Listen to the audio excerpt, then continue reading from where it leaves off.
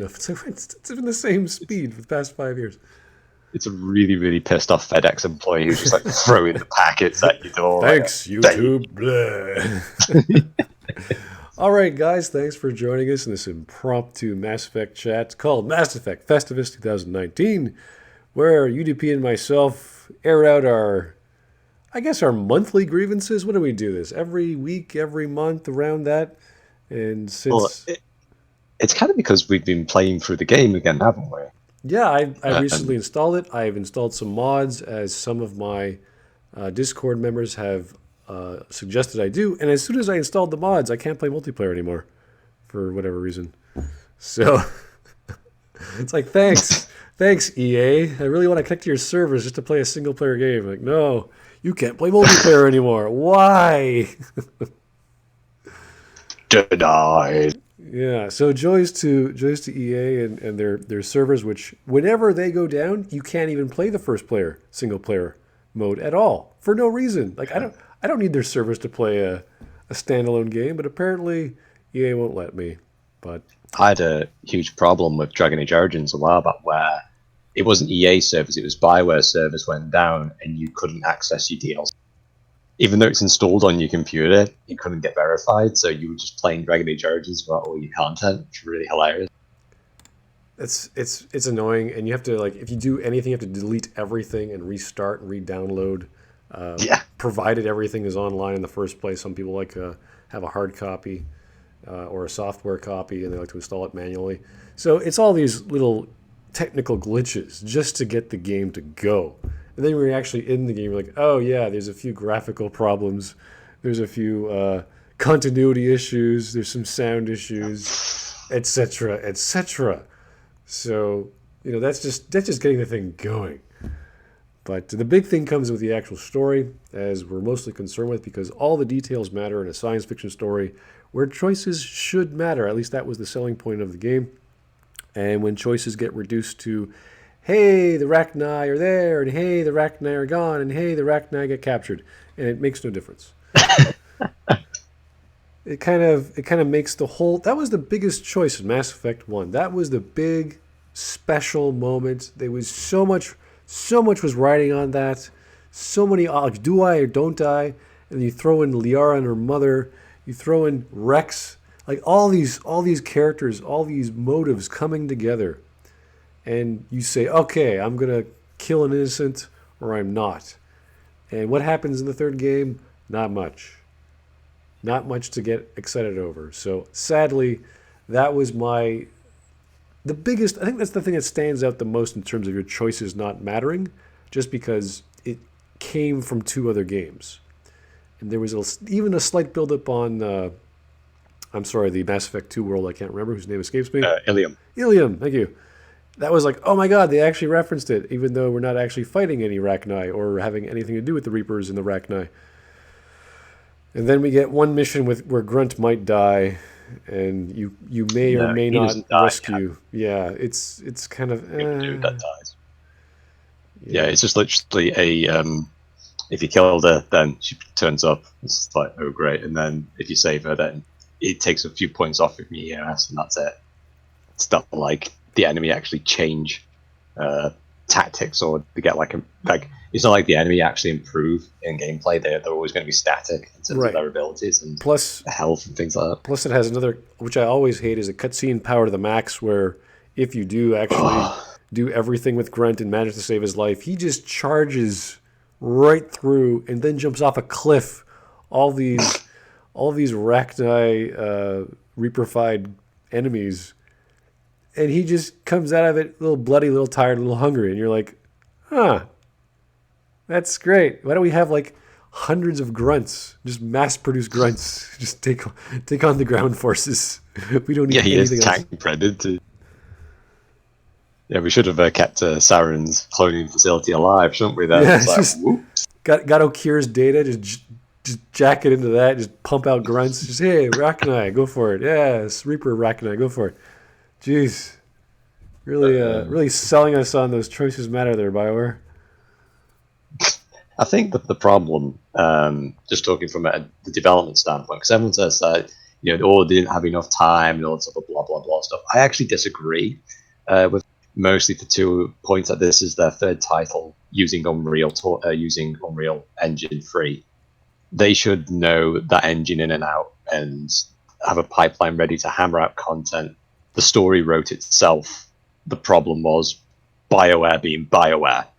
The story that they wanted to tell, they didn't have enough time for, but the story that they should have told should have been the easiest one in the history of. Like, it's easy. It really is. Your choices came from the first game. It's like, what did we do in the first game again? Oh yeah, we had all these choices that built up to something. Why did we do that stuff in the second game? Well, we collected bad Terminus. Yeah. Empire Strikes Back is a cool movie, and we were doing the Dark Horse movie. It's like, no, you weren't. You were just doing whatever you wanted without thinking about what you should be doing. Now imagine if Mass Effect 2 never happened, and you start the game in Mass Effect 2 in Mass Effect 3 minus the whole Reaper invasion crap. And you're going around, you're trying to get people to join you, you're trying to get entire civilizations to join you. That would have been a little bit more interesting, I think. A little bit more tense, a little bit more important to the plot of, well, actually trying to save the galaxy. Not to say we needed to save the galaxy or we wanted a happy ending to the galaxy being saved. No, we just wanted to have a plot that built up, the choices built up to something important. Because again, the scope of the problem is galactic. You have to raise the stakes. You have to have bigger and bigger things. Not necessarily complicated and intricate things, but just bigger on scope. So you have civilizations in the balance. And yes, that was what happened in Mass Effect 3, but we never got to see it. We never got to really feel it. We got to go to Palaven, or the moons of Palaven, and go, oh, see that big fire over there? Yeah, that's happening right now. It's like, okay. Can we do anything about that? Nope. Can you send some fleets there? Just nope. Why not? Because you have no weapons. You can't stop that. There's nothing you can do. Nothing. Well, this is the problem, that they get themselves into so many corners and holes.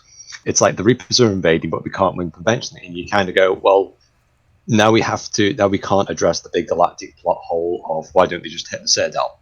What was the point of Mass Effect 1 if they can just wait a couple of years and they can just lock out the mass relays? You know what Vigil said? Like, did anybody in Mass Effect teams play Mass Effect 1 at all? Yeah, the second game should have been, oh my god, this is a Reaper trap. We got to take apart the Citadel and figure it out. Like, that would have been, that should have been the big secret of like, Mars had all those records or whatever crap that suddenly appeared. That was a retcon, wasn't it? That was massive. Imagine retcon. They had to start taking apart the Citadel. They found, wow, all this secret stuff because they didn't know where to look and they didn't know how because it's so big.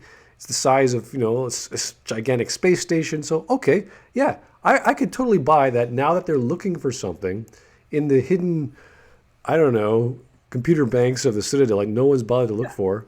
They say, hey, maybe there's a super weapon. Who knows? Well, what they could have done was, if let's say the collectors were smart, they could have gone like the collectors with the plan B, and they're actually trying to make the alternate pathway for the Reapers and Docks. So what the collectors have to do, their objective is to attack the Citadel, but to dive into the heart of it and try and get the information needed to basically be another Citadel, so that the one in Dark Space can connect to the makeshift mass relay that they are constructing. And then you follow the collectors under the depths and in the bowels of the Citadel. And you kind of go like, oh, this is how the Citadel works. This is where the Keepers come from. And all that shebang. That would have been neat to see the manufacturing or the all the crazy technology that no one bothered to look for. Because, again, we're talking about a space station that's billions of years old or whatever, that no one's really bothered to research. That we only had that one, I think it was 1 or 2 missions in the first game where you had to have the Keepers check stuff out. Then you had that one mission you were tracking down an AI. That could have been anything. That AI could have been a whole Reaper plot. It could have been a watchdog. It could have been all sorts of stuff. But it ended up just being, it's just a junior AI trying to get around. So, yeah, they could have played with the ancient space station secrets, but they didn't. They decided to go back to Mars, where we discovered the first mass relay and how to use it in mass relay technology or Mass Effect technology. And we didn't bother to actually go through all the data banks or the databases. We just went, we'll just go build some Well, spaceships now, I guess.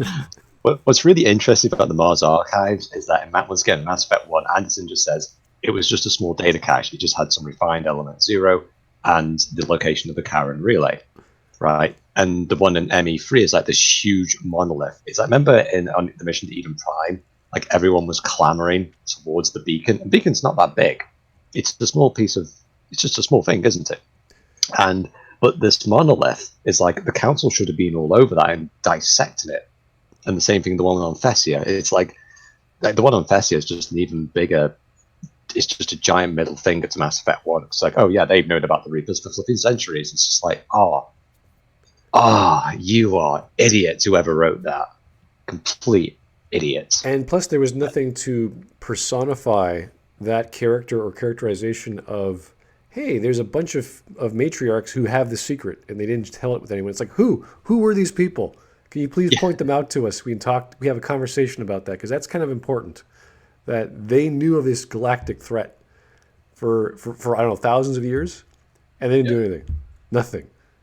And they just kept on burying it. And he's like, hang on a minute. Right, the moment that Shepard should have kind of gone like, Reaper threat, whole things. I mean, I know they retcon the Protheans from basically being those tentacle-based creatures to whatever Javik is. I mean, he's not a Prothean. Hashtag not my... But it was really, really silly. And the worst thing as well is just that it wasn't Shepard who found a way to stop the Reapers. It was Hackett and Liara. So you can take Shepard out the equation as well.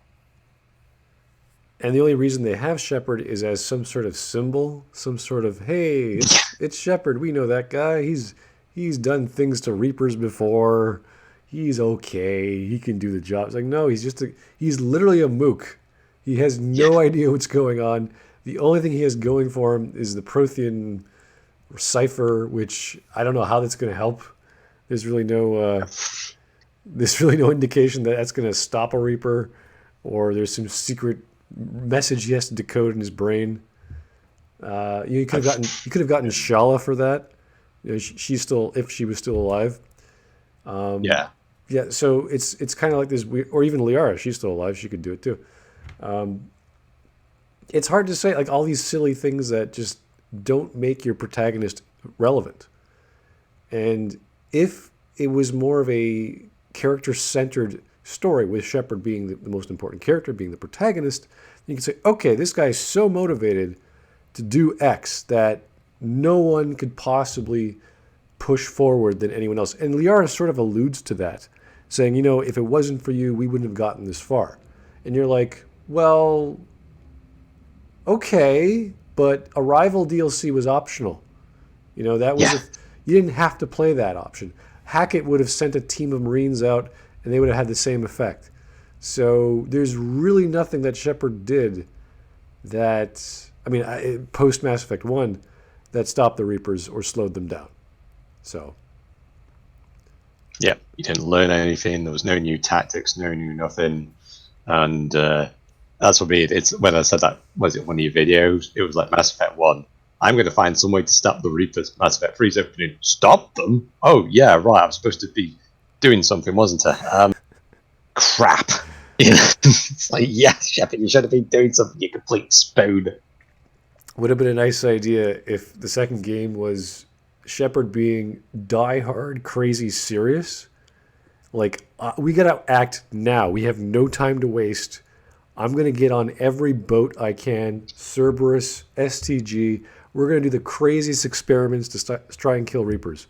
That's what we're trying to... Like, that should have been, like... That would have been the dark horse of the story, where you just go crazy to the tilt of doing black box experiments, crazy, human... I don't know if you want to break Geneva Conventions and do all these crazy experiments on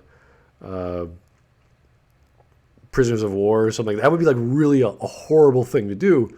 But imagine in the third game, if you didn't do those experiments, you're dead. You needed to push the envelope as far as you could go. And they didn't do that. They just made it sort of, I don't know what they really do in Mass Effect 2. They made it He changed the lighting engine. the That was the only lighting thing engine. that Yeah, darker. literally they changed the lighting. That's darker now. Like woo, it's literally darker. It doesn't feel But darker.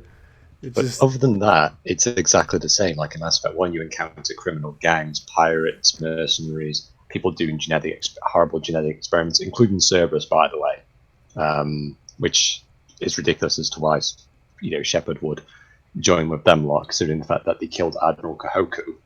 It's like, yeah, and they can kill 2 Alliance teams, I believe, because they kill Kahoku's reconnaissance team, and they can potentially kill Shepard's Marine team as well. yeah, that was kind of a big deal to have an admiral just bite the bullet off some experiment on the moon, which the moon is not too far from Earth. So if we're talking about interstellar travel, it'd be like they should have been all over that. They should be like, oh, look, there's a station on the moon that's gone dark. Hey, I know we can attack it from orbit. Just level it. Just gone. No, no, no. We'll send a bunch of people in there and they die. Oh, that didn't work. Let's try Shepard. Like what? Why? What does he have to do with anything? Why are you asking him? Don't you have any Yeah. other ships in the area? It's the Starfleet problem, isn't it? It's like Earth's just completely undefended. Yeah, we got to call him the Enterprise. That's like halfway across the galaxy. It's like, okay, why? Yet it's like on the tip of like the frontier. Hi guys, yeah, we have a problem, Yeah, you're a but flagship Explorer class vessel that has civilians on board. Yeah, you got to come back to Earth to deal with this problem on the moon. Like, why? You should have like thousands of resources available to you. You don't need one ship to go there.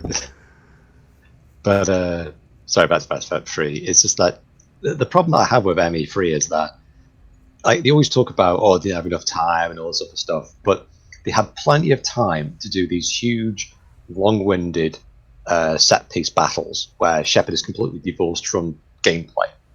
Those are very expensive and time consuming to actually do. Like you see them in Call of Duty, you see them in Gears of War, things like that. Especially that motion capture fight scene. If you ever try to see motion capture put into the game, there's a lot of post process cleaning that's done into it. It can be time consuming, and it's like, we didn't have enough time, but you had time for that ridiculous gun kata. It's like bore off. Sorry. Well, it Yeah. was gun kata between one guy and one other guy. And you're like just like 4 other people standing around going, "Do we help him? Yeah, let the diseased cripple fight the emo space ninja. We'll just stand around there and do nothing and watch him get stabbed and then act all surprised. And then we get into a car chase scene where we could have easily tapped the brakes and he would have gone flying off into the distance and gone splat on the Citadel. No, he has to get out and start shooting because Shepard's an idiot. A grade A idiot. It's And strange. Yeah, those scenarios. Well, Kai Lang is a. I don't actually mind the character of Kai Lang. I don't like how they characterized him, though. As they said, he was like the Darth Maul of Mass Effect. It's like that's the dumbest thing you could ever say about a Yeah. sub boss or an arch villain or a mini boss. It's like, no, you don't want a guy who's known for a sword. That's not what you want. You want a guy who has reason to do what he's doing. And they had all sorts of concept art. They cut out an entire scenario where Kai Lang would have attacked the Normandy and infiltrated it. It's like, oh, that would have been fun. Gee, you just retrofitted the thing. Why don't you have the guy attack it and blow it up or whatever? That would have been neat. So no, they got rid of all the possibly personal stuff that would have mattered to Edie and Joker and Chakwas and anyone else on the ship. And yeah, he's on Thessia, and he body slams Liara into someone else, and you're like, okay, how is he doing this? Are there no kinetic barriers anymore? Like, what's going on? And you fall down a cliff or whatever, a hole in the ground he makes, and you're like, I can't attack the gunship. It's like we just attacked all kinds of flying monstrosities with all kinds of high-powered weapons. We can't attack one gunship, which we did in Mass Effect 2 with no problem. Yeah, what's really interesting is that because they changed the story mid, like people complain that they didn't have enough time once again, but they changed the story in mid production. He's just like, this is insane. BioWare is insane by doing this. Like when they made the Prothean from the Catalyst into the Day One DLC, it meant that they had to retroactively go in and change all the previous work that they've done, which includes Cerberus being indoctrinated, which they changed, by the way. And you can still see the lines of dialogue still left in there about Cerberus being indoctrinated by the Reapers, but Cerberus are against the Reapers, and they fight each other. And you're like, but if they're indoctrinated, why are they fighting each other? It's really bizarre, and you can tell that there was just no plan. There was just no plan during this development of this game. And that's why it was such a mess, despite it having well-established technology that they should have been very familiar with to hammer out content and the story that wrote itself. But BioWare just seems to be idiotic. Yeah, we're not so much talking about the method upon which they express the narrative, but the actual concepts behind it. Like when you go to the moons on Palaven, when you do the Tuchanka missions, all of that makes sense. All of that, we had a bomb from hundreds of years ago to protect ourselves from another uprising. Fine, fantastic. It's the execution of these things. Like, okay, Cerberus wants to control the Reapers. Okay, why? How? We want to because we've squandered our time. It's like, why? How? Like, why don't you try and stop them first, then try and control them? Like, what? Why would you want to? It's trying to ride a moving train. It's like, okay, why don't you stop the train first, then get on it, then try and learn about it. Don't just watch it go by and chase after it. It's not a good idea. Yeah, it's just there's actually a bit of the Kyle Lane fight that made me whoever did that design, whoever thought that scene, just kind of go, "You're an idiot," and I mean that from the bottom of my heart, because there's a bit where Thane, if you have Thane, obviously, he actually uses a biotic hit on Kyle Lang and he gets knocked to the ground, and nobody dogpiles on him. Like everybody should have jumped on him, repeatedly jumping on his chest, put every barrel of the gun in every single orifice, and kept on firing until he was pink sludge. That's how much I dislike Kyle Lang as a character. I just want him gone, as someone else actually said as well. He's just crap. I'm sorry, it's just crap. Yeah, I know they took him from a book, but again, that was one of the worst books they could have borrowed. Like if you're gonna use tertiary sources to inspire your next your primary source for your chapter 3, it should probably be good. It should probably actually be a standalone thing. That's, hey, this is so good. We should adapt that into our content. Now they made the same mistake with Jacob. Now the problem with Jacob in Mass Effect Galaxy was that it's its own sort of creature, it's its own game in its own right. And when they ported Jacob over, his character was really nothing that I could, if I read from the dialogue of the Mass Effect Galaxy game, there wasn't that much really of Jacob. So they had to invent him or reinvent him. And what we got was just this flaccid, generic black man. For no reason. They could have done anything with him as a character, like anything. They could have made him angry, sad, happy. He was just so generic. I'm a soldier. I work for Cerberus. I have a dad, and that was about it. And it was silly. It was just this. I'm generic black man. Like, why? Why would you have Caden, who's pretty boring, but even he's got some character. Yeah. He had some morals behind him. He was always not exactly shy, just very reserved about how he expressed his emotions and all the things that happened to him. Like, okay, I can understand where you're coming from. With Jacob, I'm a gun for hire. It's like, okay, and that's it. What's really funny is that they were like, once again with Cerberus, like Mass Effect 1, they were doing all these experiments, all these horrible experiments on other human beings and on other creatures and things like that. And it's the collector base that's the snapping point. And you're just like, you dudes have been doing this for years. You murder like Jacob's ex-alliance, and the reason why I left the alliance was because of bureaucracy.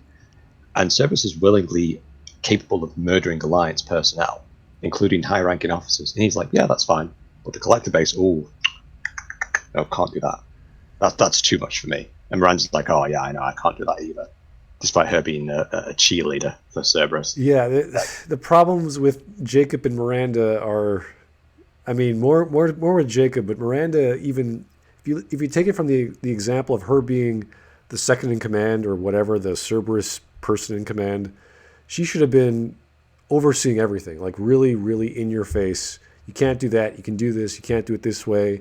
We have rules and regs against this. Like it should have been really strict because they're extremists. So they have a certain way of doing things as opposed to the Alliance who has, okay, well, we wait for orders and stuff. So with Miranda sort of in charge, like, okay, Miranda, what do we do? It's like, well, we should probably do it this way or we just kill everyone. And we're like, whoa, we don't kill everyone. Are you crazy? Like, you don't do that. So she should have been the extremist with all these reasons for doing things a certain way, and she should have been butting heads with Shepard the entire time. Instead, she pretty much just sits in her office, and that's about it. I think there's like one or two times she has some input here and there, and that was I think once was during the suicide mission. You're like, okay, that's it. Yeah, she just suggests things saying that I can be a team leader, I can be the biotic bubble babe, and that's it.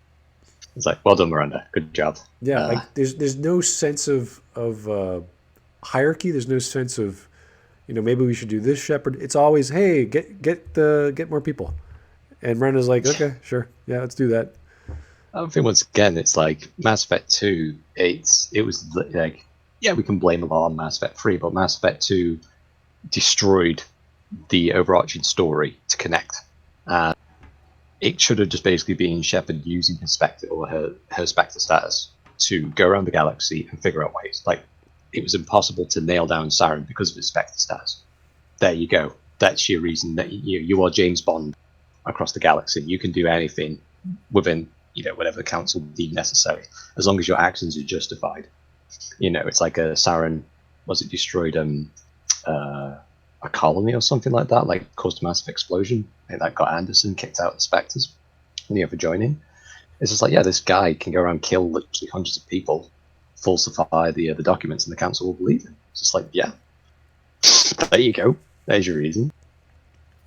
Yeah, we needed to see a lot more extreme Renegade and Paragon options, which I don't really think we got in Mass Effect 2. That was the whole premise, is that you're joining this extremist organization to do extreme things because no one else is, and you're doing.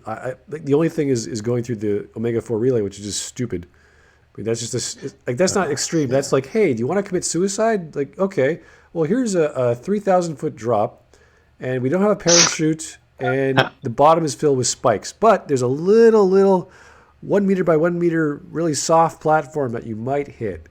We can't see it from up here, but you might hit it. So let's go. And that's everyone just jumps and follows. You're like, okay, this is dumb. This is really, really dumb. There's no planning. There's no guarantee.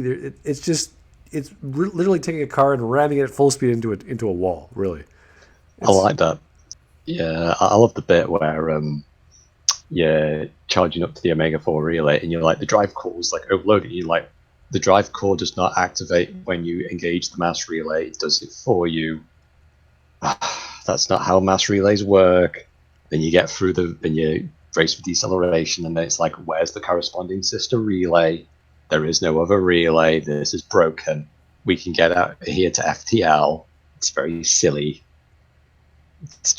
It's dumb. It's like, yeah, we need to use the Normandy stealth drive to get into the collector base. It's like, what, you mean the collectors that can easily see through the Normandy stealth drive? We've already established that thing doesn't work anymore. What's really funny is that if you can get through the Omega 4 relay, what was stopping an entire fleet? Because the other thing as well is that Mass Effect 3 has basically declared that Cerberus was just pumping out cruisers left and right. So it's just like, yeah, Tim's just got infinite money cheats on, despite only having several billion credits a year. He could just pump out cruisers and spaceships and whenever he needs, whenever he wants to. He's got developer code on. It's like we could have just bombarded the collector base from outside, and yeah, that was it. It would have been interesting if Tim's secret plan was just to amass all the old technology in the background, like whatever Reaper beacons or whatever the Asari were hoarding. Like he was always like flirting with the Asari matriarchs or whatever. It's like, why would you do that if you're a human extremist, right? So I would imagine it's because to get in their good graces, to get some power. but he just sleeps with him because he's Tim. It's like why that's nice, but why would you do that, Tim? That's not your preference. You like humans. You want to benefit humans. How are you Yeah. sleeping with Asari benefiting humans? It doesn't make sense. So I was hoping there'd be like some reveal, like, what do you think? I just been sleeping with all these dancers for no reason? It's like, no, these guys are hundreds of years old. They got ancient secrets that I can tap into and steal. It's like, oh, okay, that makes perfect sense because you're an extremist. Ugh. Yeah. I think if we were to do a quick fix now of Mass Effect 2, it should have been Shadow Broker that was guiding Shepard. The Normandy should have been damaged but salvageable because you don't destroy the icon of the ship and then immediately bring it back. That's just ridiculous because it makes the death of the ship pointless. They did it for purely dramatic purposes. Even today, people think Mass Effect 2 is their greatest game because of the first 10 minutes. Because it's so 10 stupid minutes. It's so dramatic. It's like it's if you want to blow up a ship, fine, but as soon as you kill off the main character, you're wasting our time. And then you have to lampshade this entire event by doing comic book crap or science fiction crap or magical crap or something like some alien healing ability to bring the protagonist back or do a clone or something just to cover up the hole you just made, which is such a waste of time. Like I remember I quoted that kid who said, why didn't just have Shepard have a coma and he was out for a few months or something? It's like, yeah, that would have been fine. Yeah. Totally fine. And he's rebuilt or he's got cybernetics or he's got the Prothean cipher that keeps him alive. That would have been totally acceptable. And we just got a super chat. Thank you, Mr. Jaegerbaum. And let me just read it out for you. ME3 is TLJ of gaming. Both are epic fails. Okay, that's a apples to pumpkins comparison. Both are epic fails. Apologists are intolerable. Yeah, they are. Company didn't take a hint. Oh God, it's an echo chamber in every BioWare company that they've ever made. And the follow-ups failed to fix damage. Oh, they created more damage, didn't they? It was like it's hard to even describe their method of PR and trying to read whatever they were. Like, we've been screaming at them for years, even on the forums, and then they closed that because they couldn't take it anymore. Then they had to go to went to the EA forums, which didn't really help much because it's all technical problems. But yeah, they weren't listening on Twitter. They weren't listening on blog posts, on YouTube. They just did their own thing. And you could see some of the things of, with Shadow Broker. They actually filled in some of the blanks, which, what happened to Medigel? Or what happened to, not Medigel, but Omnigel. Omnigel. Like, what happened to Liara's personality? Why were we doing all these stupid terminals we had to hack? Like little digs on the actual narrative. It's like, thank you. You're actually listening to the problems of the narrative that we're coming with. So to me, that was refreshing because it's like, oh yeah, you guys aren't tone deaf. You could actually understand what you've written and the basic problems in there and how they relate to gameplay. And then they added these scenarios and the dialogue that sort of didn't really fix it, but it's like, hey, you mentioned it. Thank you. Like, you're getting smarter. So I have to say that out of all the games, really, Shadow Broker is still the highlight, where they take the gameplay, they take the narrative, they give you an actual villain, a villain who we can relate to, who is just like Shepard, is a different perspective. It's probably a better perspective because they've been around longer. They know how the council works. They know how to get things done. And essentially what we were talking about as Shepard being like a James Bond character, License to Kill, he just walks in there, finds the best solution or the easiest solution or the fastest solution, takes it, and, day's over, right? I could write up a report that's, yeah, everyone's dead, there's no survivors or whatever, there's a bomb, not my fault, who knows, I got out of it. Like, he should have that screw off sort of power, just like, I gotta get out of here, just blow everything away. And that's who Tela Asir was, or Tela Vasir was. So we needed that sort of villain.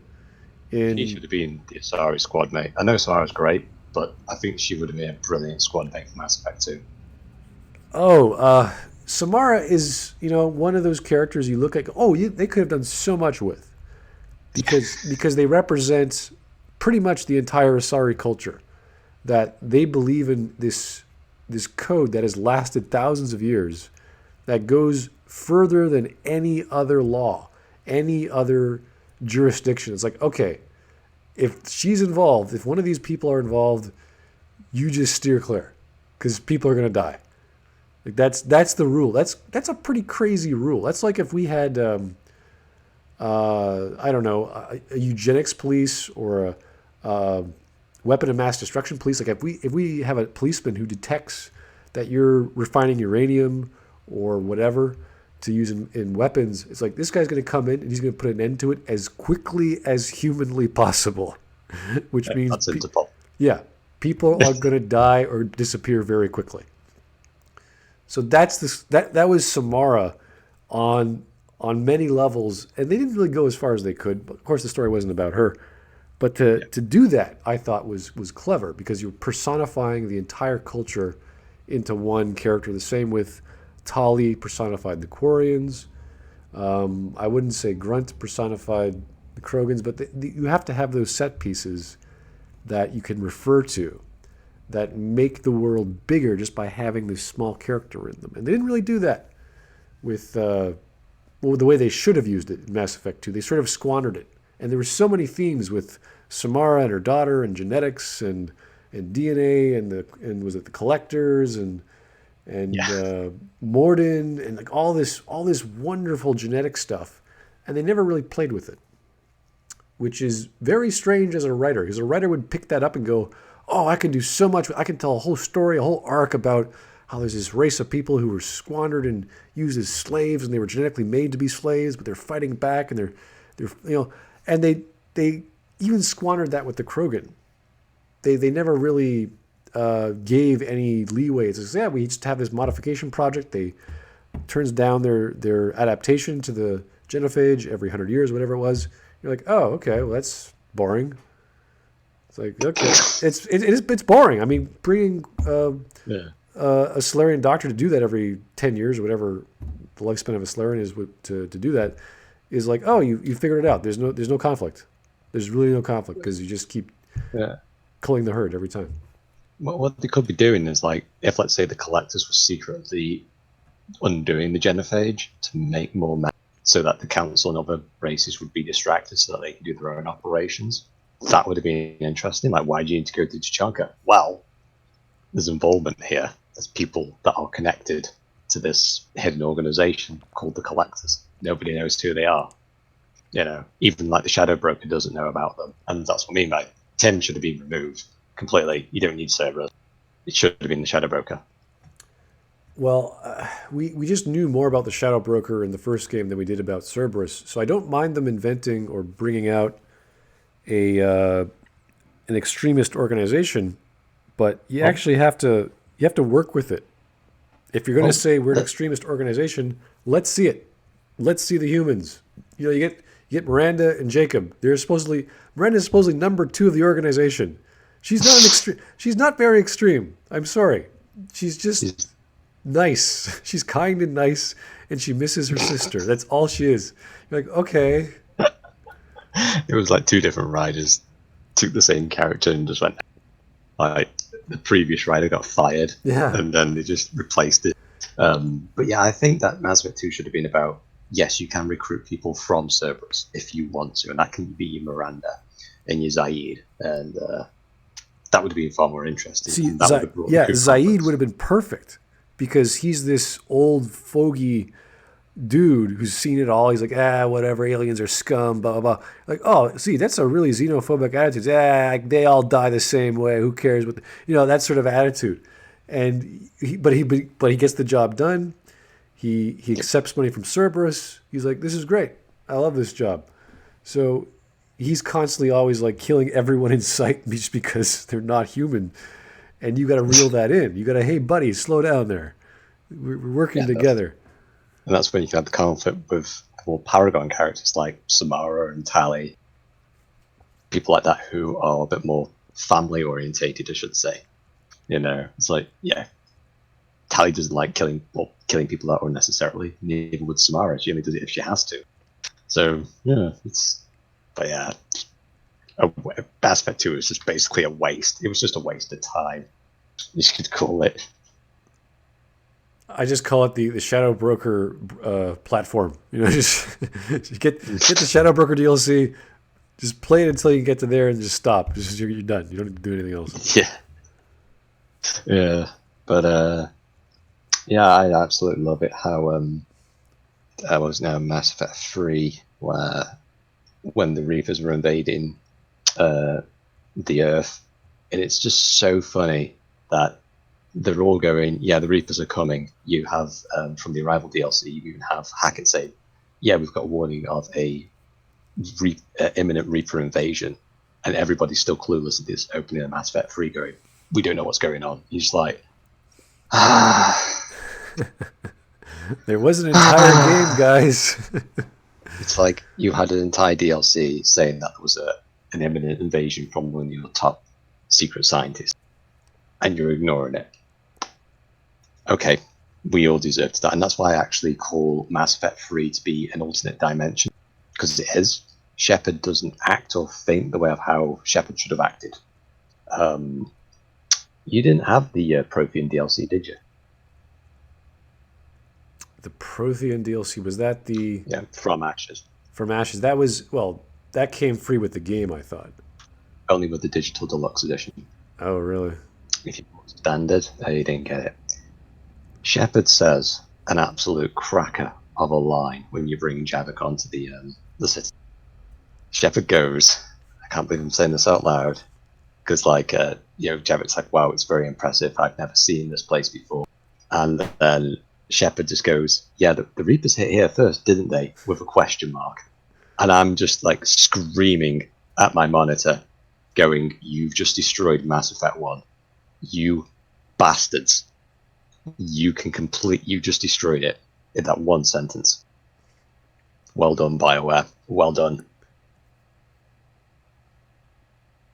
It has to be another set of writers who are writing that, because they wouldn't have missed that. They should not. Well, Mac Walters wouldn't have missed that if he was there in the beginning. I don't know. Considering that Mac made the Reapers not attack the Citadel for ages, like they should have done that day one, but they didn't So I think Matt Walters' galaxy-sized plot hole was like so massive that I think it just absorbed everything else. Because like we can't beat them conventionally, but our only strategy is to build a big battle line that is hugely conventional and attack Earth. It's like this isn't conventional. That's conventional war. Getting a big fleet and sending it against another fleet. That's conventional. So dumb. Sorry, Mass Effect 3 is just dumb. It really is. There is a bit of glitz and glamour to the whole idea of a space battle in Mass Effect, as opposed to how if it was a hard again, Mass Effect started out as a hard science fiction, and there was all this detail, and then we actually had a fight on the Citadel with the Reaper. You're like, okay, yeah, we're dead. Like we can't stop this guy. There's nothing we can do. We could be tens of thousands of kilometers away and firing our biggest guns. We're still not going to do anything. So it doesn't matter how close you are to the thing. It's still you're not going to make a dent. So the fluke that was the game, obviously that's a narrative. You have to save the day in some capacity. There was no explanation as to why there was a connection like that with Saren. And they should have explored that more. And instead of exploring it, they sort of made a stupid ersatz Saren with the Collector General. You're like, okay, so a Reaper can control a dude very, very far away, almost instantaneously. But if it's close by, it kills him or it knocks him out. If you knock out their avatar, like why is that? Why we should explore that, because if we didn't do that in the first place, we all would have died. So that would have been like weakness number 1 to investigate. Yeah. And then all the crap about, we didn't know, we can't understand the technology, or we integrated Reaper debris into the Citadel. It's like, that's not a good idea. That sounds like a really, really bad idea if you know what that stuff does. So, Uh, like that would have so been I, that would have been the thing that Shepard, like as soon as he gets out of the hospital, where was like, "Where's all the debris? Get rid of it." You know, like throw it out into this. Either keep it yeah, under lock and key, or just don't touch it. You know, it's going to indoctrinate you. All this stuff should have been happening right after Shepard gets up and talks to Anderson and all the debris. Like start collecting it because we're gonna have a yeah. problem in the next 2 weeks. Well, what's really interesting in Mass Effect One is that Garrus actually talks about the techno cult and how they're actually how there's more of them actually springing up, and you do actually uncover a Reaper artifact. You didn't know it was a Reaper artifact at the time, but there is one on multiple planets that you can encounter in this Reaper husks. That you're like, where do they come from? You know what I mean? It's like that is already evidence that the Reapers exist. At least this thing existed before the Geth and all these other kind of things. Yeah, speaking about the Collector General and things like that, it's like Harbinger's operating in dark space, so it's like, well, why do you need Sovereign then? It's like, you've got eyes on in the galaxy, you can view progression that way, and it only takes you a few years to get around. It's like, where's the problem? What was the rush? Yeah, what was Sovereign's rush? What was the big deal? Yeah, you could just called up tech support and gone like, yeah, Harvey, yeah, the Citadel, it ain't working. Yeah, I have to do a manual reset. Just one moment, I have to go in there. I have to turn it on and off again. Harbinger's like, give me like 2 years and we'll get that working for you. And you're like, 2 years, no problem. I'll go to sleep for another 100. Okay. Yeah, but I always thought that the way I defeated Sovereign was actually the data disk, that Vigil game, and when you put it in, when it was uploading, because that unlocked the mass relay as well, that allowed the Arcturus fleet to come through. I thought it was the data disk that disabled Sovereign temporarily, like when you gain control over the Citadel. Sovereign kind of went like, oh, just basically froze, dropped its shields. And it's like, oh right, yeah. At least that's how I thought it was. Well, that's the thing. We don't know. We don't know exactly what happened. There was no further narrative understanding. And that sort of one meeting with Anderson on the Citadel is like, yeah, we have no idea. Yeah, the keepers just fixed everything, and that's it. Yeah, we don't know. Yeah. It's like, what? Really? It's a giant 2 kilometer spaceship that blew apart. You couldn't figure anything out. Nothing. Like none of these glowing components. Nothing. Did you power any of these things up once? Like, nope, couldn't do it. Too difficult. It's like, what? You know what's really interesting is that the one on Thessia is still fully operational, but the one on Ilos, it's just like, well done, Bioware, thanks. Yeah. Golf clap. You know, it's like you've just defeated yourself once again. These are like these artifacts are so well desired by the galaxy. You think there'd be like a consortium of archaeologists just going nuts, like, oh, you have a beacon? Oh my god, what method are you using to dissect it? Like, are you using the new tech to power it up? Which one? It's like, ours blew up. Like, what do you mean? Okay, no problem. We can still salvage it. It's okay. We have different methods of fixing it. It's like, yeah, there would be a repair team. There would be a scavenge team to fix this. Try and fix it. Put it together. They wouldn't just be like, oh, it's gone. Yeah, that's toast. We don't know what we're doing. Just forget about it. It's like, this thing's billions of years old. Don't you care? Like, don't you want to know how this thing works? Like, nah, it's kind of old and it's kind of broken. I don't know. There would be people clamoring for a smidgen of debris to put under a microscope to go, what is this thing? Well, let's get to Mass Effect 1. People were... The Terminus system was almost prepared to go to war with the humans and the Council if this beacon's knowledge got out. Like, that's how valuable this one little object is. And yet the one on Thessia and the one on Mars, when they retconned it, it's just this huge monolith from 2001. In actual fact, it's like 50 times larger. It's just like... Yeah, and the little anecdote about Ilos being, none of the machines work anymore. It's like, they run on electricity. Do you know what batteries are? Oh, yeah. We can't Call an electrician. I'm sure he'll figure it out for you. It's not that hard.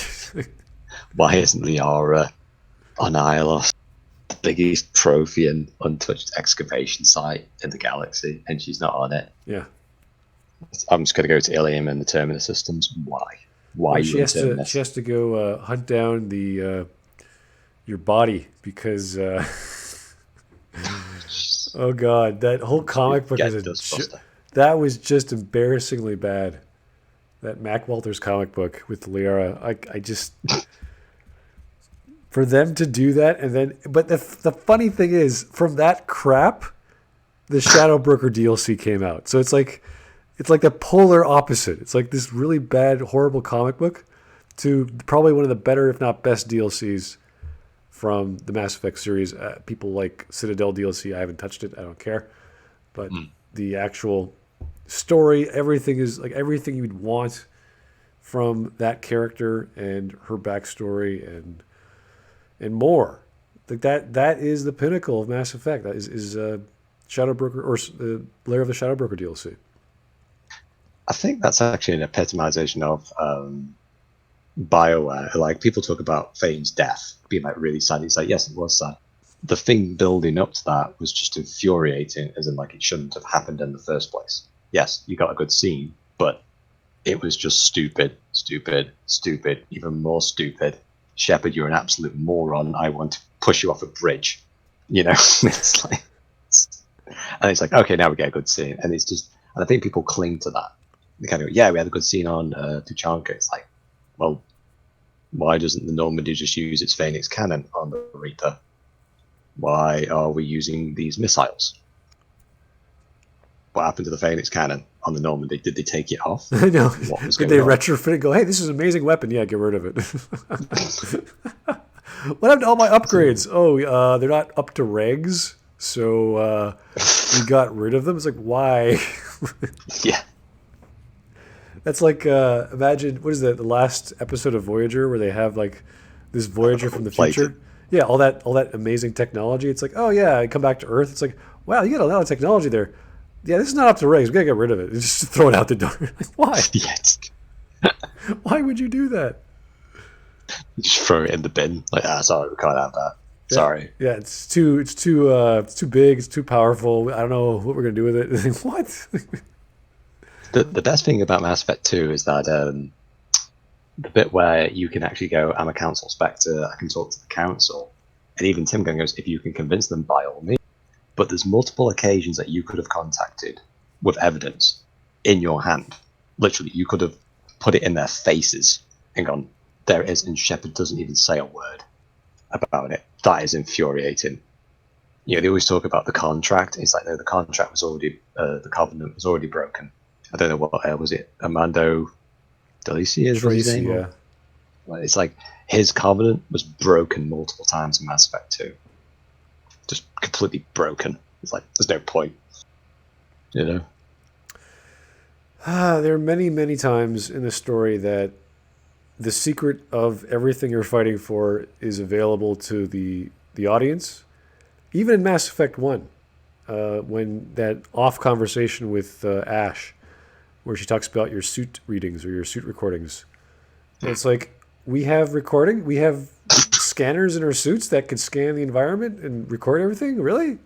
Oh, that's nice. I mean, it makes sense because, the military should have cameras and whatever, but everyone has them. So everyone who is out on the field has their suit recordings. It's like, wow, that's amazing. Hey, BioWare, let's use that. Nope, can't use it. You could have made an entire story on that premise alone. You could have had, Shepard, the harbinger of doom, and everyone's laughing at him because he has this crazy suit recording that can't be real. There's no way it's real, but it's not. But it is authentic, but people don't believe it, and so you have to go around to like specialists and prove it and carbon date stuff and all whatever you have to do, just to make sure it's believable. And then like only there's some like obscure sorry matriarch would believe you. And then there's this whole cover up, and you have this whole propaganda machine against you. You have to go attack that. Like that would have made sense. You have evidence. No one believes in the evidence. It's like climate change, right? If you have this doomsday piece of evidence that you could prove that we're going to die in 10 years, but everyone's like, come on, that's a joke. But if you can prove it, that's another issue. So imagine going around the world or going around the galaxy trying to prove to people this is going to happen. And I have proof and da-da-da. And there's people trying to stop you because they know it's true, and they're the agents of the Reapers, and there's extremists, and they don't like you, or some extremists do like you, so that's why no one likes you anymore because they're crazy. Like all these matters of opinion, and you're trying to fight against all that. And I loosely try to tell that in my Fixing Mass Effect 2 series, where I talk about propaganda, how there's the cult of Shepard, and they follow you like a religious leader, and you have to have all these broadcasts and fight whatever is against what you're trying to set up. That would have been a very interesting aspect to have Shepard be seen as either a prophet or as the crazy man who cried wolf. Like that would have been two wonderful extremes. And we never got any of that. We got nothing. Yeah. We just got the council going, yeah, we don't believe you. Yeah, this is not real. I can't possibly understand. Even when it's on their doorstep, it's like, yeah, no, we don't care.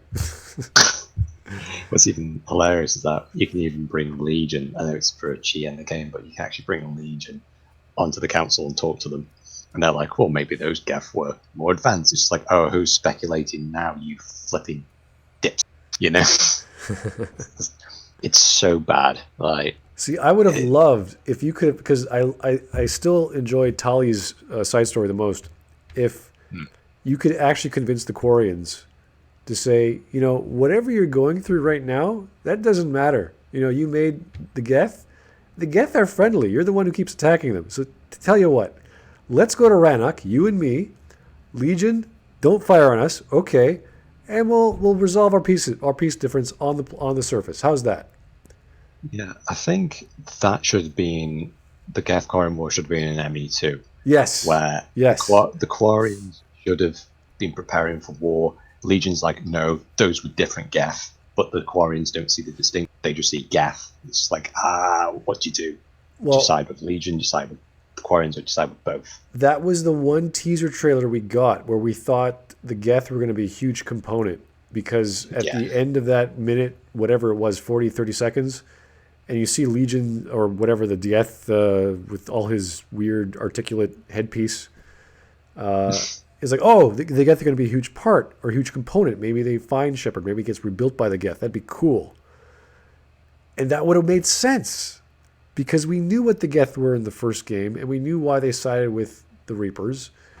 And then we got further exposition later on, of course, in Mass Effect 2.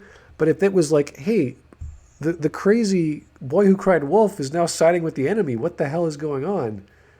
And you got to go from admiral to admiral of every civilization saying, hey, I'm on your side. He's up here. Like, that would have been brilliant. That would have been fantastic. You see like a Saren 2.0. It's like, no, I'm not Saren. I'm trying to help everyone. So that would have been cool. But sadly, and it would have played in with the cybernetic aspect of, Shepard being more machine than man, and having all these upgrades, and everyone doesn't see you as a human anymore, even though you're fighting for humanity. All kinds of themes, all kinds of conflicts. Yeah, it could have been like Shepard's obviously integrating himself more with Reaper technology to try and understand it, like with the devices and things like that. It's like that could obviously detach yourself from the more like the Council, the Alliance, so that you have like a standing with each faction in the game. There you go. Done. It would have been something worth considering, but they took the simple way out. They focused on, I'm not exactly sure what they focused on for gameplay. They simplified much, but they gutted it basically. Yeah, they cut it out. Unnecessarily gutted it. It was like imagine like a normal person like walking down the street, and then they went, I need to look pretty, and they need to remove 50 pounds, and they took a chainsaw to their legs. That's Mass Effect 2, basically. It's I mean, literally, that's what they did. Shepard can't crouch in that game. So it's really, like I say, I find it really funny that they just keep throwing out the baby with the bathwater when it comes to the production pipeline. It's like, no, you build upon established technology and you work into it. That's how game design works. It's funny how they start everything from the ground up again. It's like you have a Yeah. whole framework. Just use what you've got, refine it, and build on top. Like you don't have to reinvent the wheel every time, but they end up doing that. Just stop doing Yeah. that. What's really funny, yeah, in Mass Effect 1, there was already the implication of them having vaulting over. There are actually some missions in that game where you can vault up and go higher. So it was already there. Well, there was lots of mechanics in Mass Effect 1 which they weren't refined as they say, but they were working. They were okay. They could have done other things.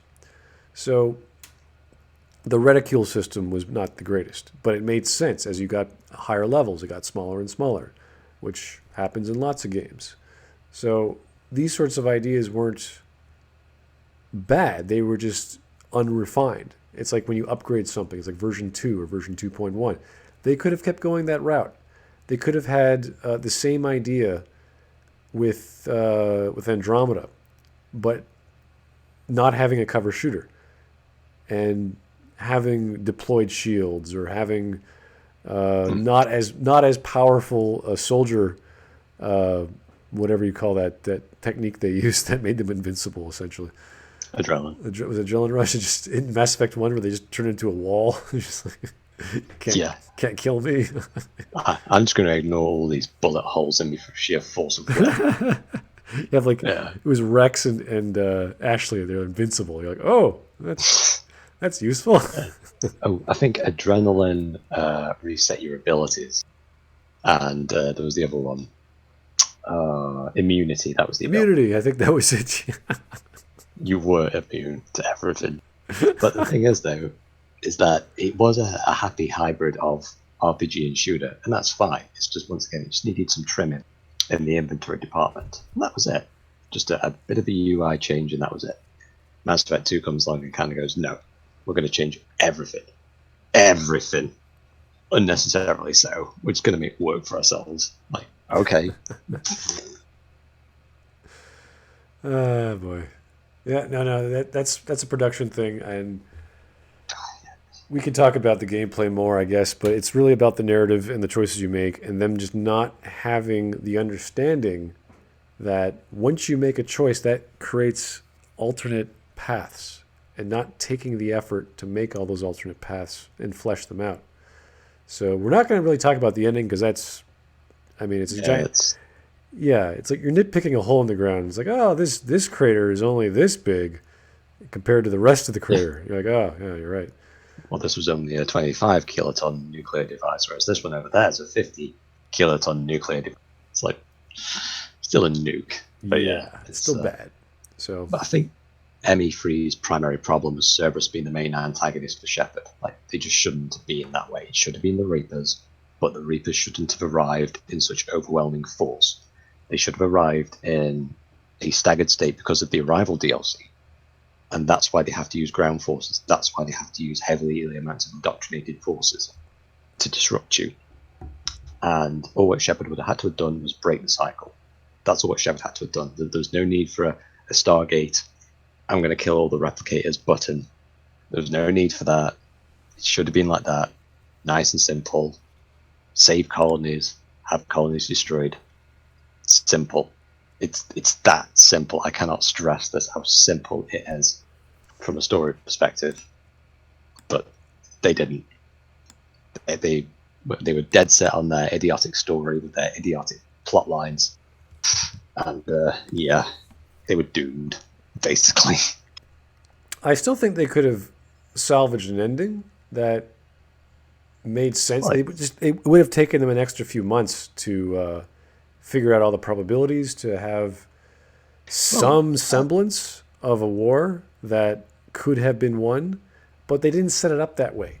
They never explained how they could have won with fleets, or how they could have won with Phoenix cannons, or how getting the Krogan really changed the tide of the war, or getting the Rachni would have changed the tide of the war.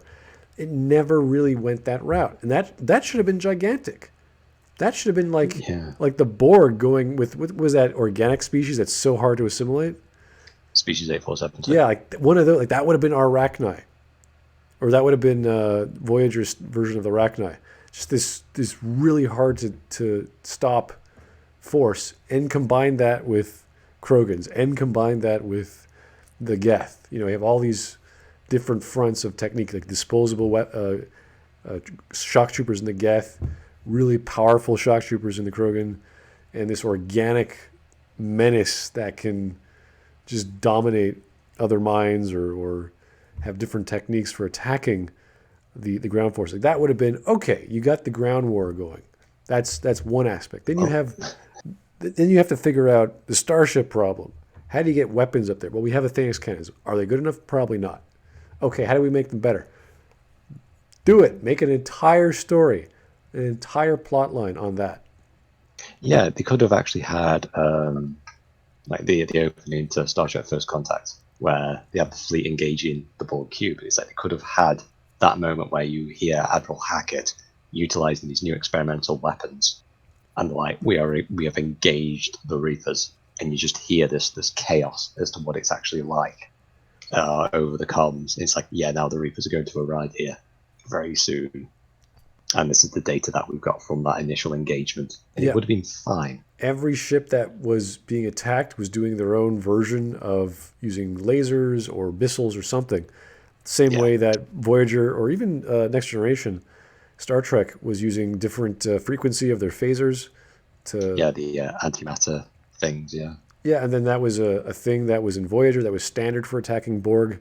Like that's what you want. You want to see different random ways of trying to bypass a mass effect field. In fact, actually go and get a scientist who has been the forefront of like why wouldn't they have this? This is the most basic concept. If the title's called Mass Effect, guess what? Get a specialist in Mass Effect fields. And he's like this crazy Einstein dude. He's talking about like all he lives and breathes is Mass Effect fields. And he knows how to bypass them. He knows how to create them. He knows how to fluctuate them. He knows how to turn a human who has no powers in biotics into a biotic. He knows everything about there is to know about Mass Effects. And he would be the guy. He's like, okay, we need to get this dude, get this crazy man with us. Okay, how do we battle a 2 kilometer tall Mass Effect generator, sir? It's like, oh, that's easy. You do this and this and this, and it tries. Oh, it didn't work. Oh my god, and his brain just goes crazy. And he just keeps coming up with new theories and new theories. And he's like basically a modern Solus, but for Mass Effect fields. Yeah. It's I mean, so simple. This is why I always say that Independence Day is actually smarter than Mass Effect 3, because at least that way they had an alien ship, they understood the alien code, and then they had a big strike plan against the mothership. If this was Mass Effect 3, this would be like, okay, these big giant discs of doom are coming down. What's our only solution? Right, lads, let's get some infantry regiments and equip bayonets, and we're going to charge it. That's Mass Effect 3 in a nutshell. It's just like, how is this going to work? It's dumb. It's just, like, even Ashley, like I say, like, you need to mitigate the threat. Like, you need to do so much damage to the Reapers that you make them kind of go like, oh, actually, we shouldn't be doing that. We should not be engaging in that way. Right. They don't do it. Right, and if you look at the two main plot points of Mass Effect 3, which are the Tuchanka mission and the Quarians, well, Tuchanka mission is what? Ground troops. Quarian mission is what? Ships, fleets and ships. It's like, great, we've covered those two bases. How do you give them the right equipment, the right technology? Well, that should have come from Mass Effect 2. You learned about your enemy, and then you have to actually deploy those teachings and equipments, but you need the numbers to do it. Okay, well, you just acquired them. Go give them the right guns and the right ships and the right main drivers or whatever their main guns are. Like that would have been it. And you're like, okay, we can actually win, or we can actually put up a fight. Yeah, I think that's what the Galactic War match should have been in terms of, let's see, you see the quarry and like you'll basically see everything on the battle, and it'll be like you'll see all the distress signals coming out, and you'll be like, right, what do you want to do? You can send them technology which can give them the means to bolster the fleet, like upgrade the ships, or you can actually send fleets to that location.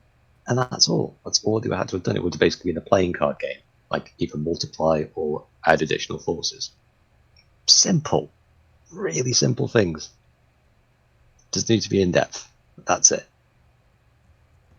But, uh, but no, they had to add the multiplayer instead. Well, Yeah, it was I fun. don't mind the multiplayer aspect. I think that adds to the experience. I think that was a good idea because honestly, it's probably the most fun I've had in the entire game, and Yeah. you could still play it after all these years, so that's always a bonus.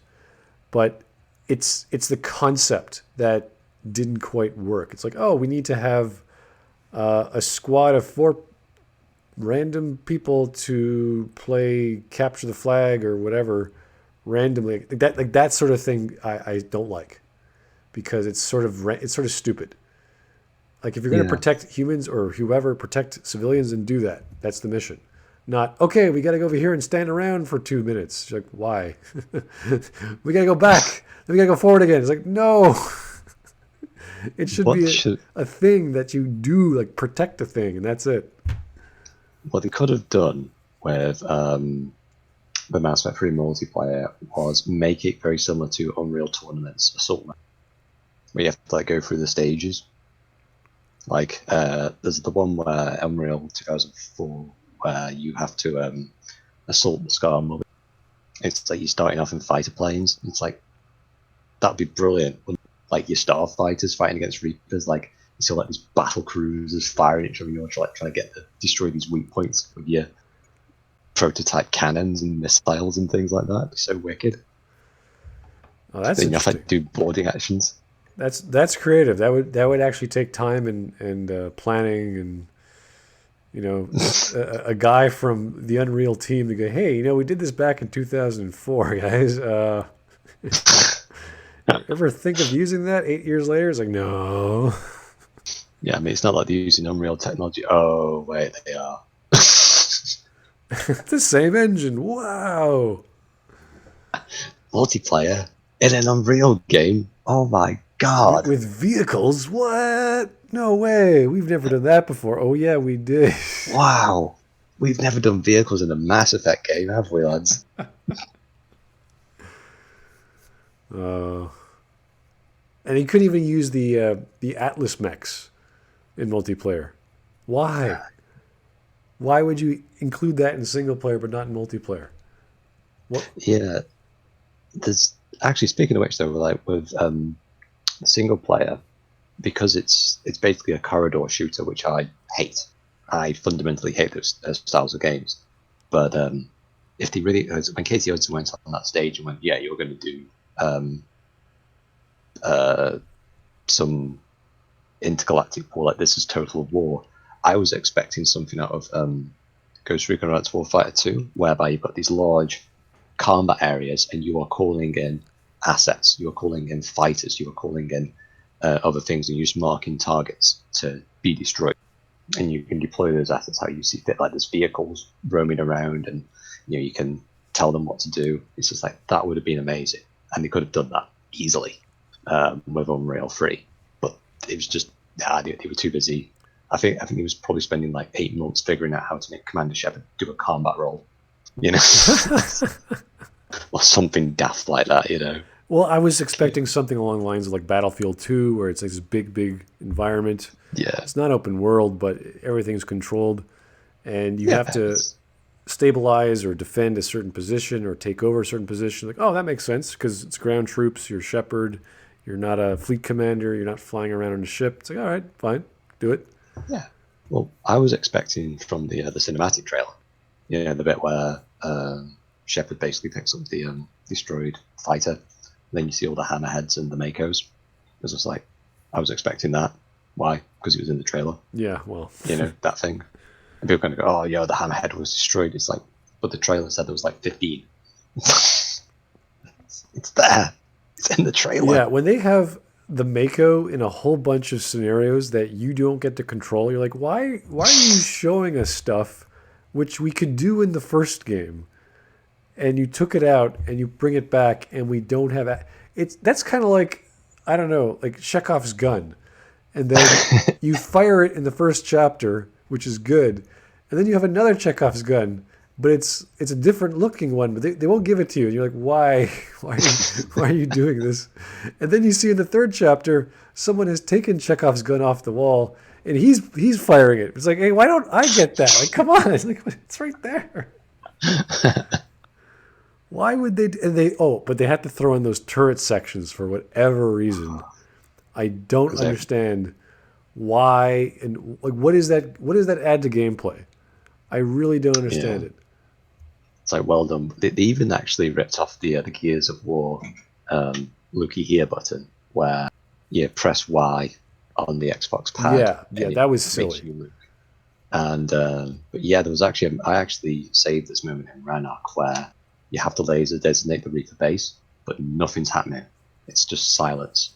I was just like, this is the epitome of Mass Effect 3. Well, even the other, I'm trying to remember all the turret sections. The one on Rannoch was just stupid. Like you're on a truck or whatever, a floating truck or whatever they call those things, and you have the turret, and you can't do it. Like you're shooting it, but it doesn't do anything. Yeah. Like, are you trying to tell the audience that everything's futile and this is not a good enough gun? Like what? Like we're shooting at the Reaper. Shooting at the Reaper. Why are we shooting? It's not doing anything. We keep shooting. It's like, what the hell? Yeah. What's the point? You're expecting a set piece sequence, but I don't think BioWare understands it. And I think they ran out of money at that point, and you can tell. And that's what I mean by like these set piece sequences. They're very expensive to do. They are very expensive, and BioWare didn't have the budget for that. They should have known. But yeah, what's really interesting is that after the Rannoch mission, because you can clearly see what was happening with that Destroyer Reaper, and Trailus, or whoever her name is, basically says, oh yeah, the Spider Reaper shot a couple of rounds at us. And I'm just like, you are lying through your back teeth at this. I was there watching that thing climb out of its crevice and aim at me. That thing did not fire at the Normandy whatsoever. Shut up. You know? It's like they had another scene, but they left that dialogue sequence in. And once again, where was the Normandy in all this? Why doesn't the Normandy keep firing at it? You know, it's like it's the Reaper base, but the Reaper jamming. It's just like you don't need a laser designator to look at a base. You just keep firing at it. It's just it's so idiotic. You have a weapon you have multiple weapons, like hundreds of them that have the power of several nuclear bombs. It's like we need a pinpoint strike. It's like not really. No, you're fine. And what's even more hilarious is that all those Quarian guns had like equivalent guns to like cruisers and destroyers and things like that. But it took like 50 to 70 Quarian things to take out one destroyer. That's the smallest Reaper. We can't win. Which doesn't make doesn't make sense because they apparently have Phoenix cannons on their live Fighters. ships. Yeah, they're glass cannon ships. That's what they're described as. So they have no shielding, no defenses, but they have these really big cannons, and they're not hurting this thing. You're like, wait a second. What? Were we just told that Thanos cannons can penetrate shields and we can't even get through this guy's armor? Like, what? How strong is this armor? Like, what's going on? How come Sovereign's armor was like butter with conventional missile that whatever the Normandy had? Yeah. So what's going on here? Was Sovereign like the black sheep of the family? He just sort of ran off and did his own thing, and he didn't listen to buy your winter clothes, Sovereigns. Like, it's gonna get cold. And like, no, I don't want to. Like, what the hell happened? What technology? Are they all random technology? Is like the Spider Reaper's really armored but no shields, and the Sovereign class or whatever the 2 kilometer tall Reapers are like pure shields but no armor. Like, what? How does this work anymore? Yeah, it's like the armor systems from Mass Effect 1. It's like it's got great shielding but no armor protection on it. So once the shields fail, you're dead. Like, that's Sovereign in a nutshell. I love how the medic classes, it's just basically how you manage your Metagel. It's I'm a healer. It's like, how much Metagel can you carry? 8 units. All right. and you've got classes that can regenerate and armor that can regenerate. Yeah, it's like, oh, that's nice. uh, What's really interesting is that they actually changed. I think the reason why they got rid of the Phoenix cannon was because Mass Effect 2 changed Sovereign's weapon from an unknown to a electromagnetic gun that fires out tungsten darts, basically at super high velocity. And then in Mass Effect 3, they changed the weapons to lasers. Because they actually say avoid that laser when referring to the Reapers. So Reapers fire lasers now.